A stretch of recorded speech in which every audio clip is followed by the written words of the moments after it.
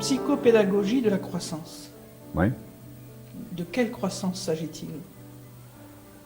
Il s'agit de la croissance de l'être humain et de la croissance de l'humanité pour moi. Il ne s'agit pas de croissance économique, c'est écarté tout de suite.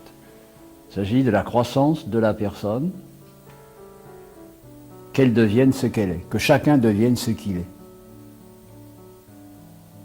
Alors, si on prend une comparaison, je dirais il faut que la graine de chêne devienne vraiment un chêne, que la graine de peuplier devienne vraiment un peuplier.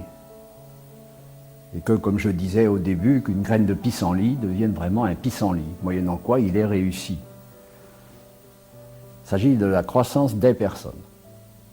Et c'est une croissance qui consiste à devenir ce potentiel dont nous sommes constitués.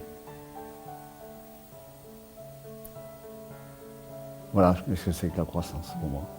C'est bien donc de la croissance de la personne. Ah oui, il ne faut pas que ça serait autrement. Et tu dis que la croissance de la personne, c'est la valeur première de la société. Absolument, absolument.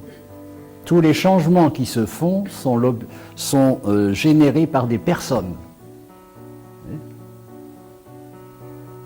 On dit on a voulu agir sur les conditionnements collectifs. Mais pour agir sur les conditionnements collectifs, il faut bien des gens pour agir. Hein? Et si on n'a pas des gens valables pour agir sur les conditionnements collectifs, il ne se passe rien. Donc au point de départ, tout est à la personne.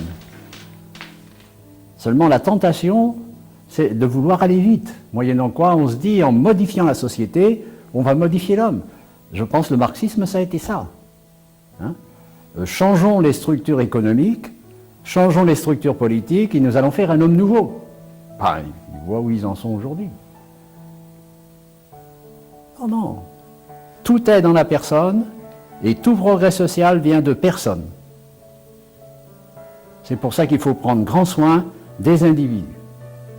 Alors dans ces individus, il y en a qui ont un fort potentiel intérieur.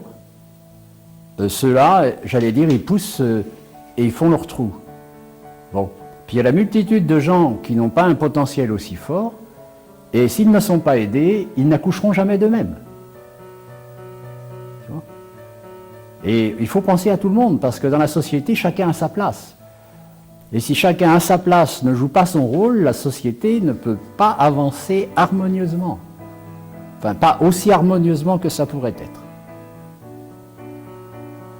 Et puis on ne voit pas pourquoi certains auraient le privilège de pouvoir devenir eux-mêmes et que d'autres seraient laissés en rade, parce qu'ils sont peut-être moins doués au niveau personnel. Non, tout le monde a le droit de devenir lui.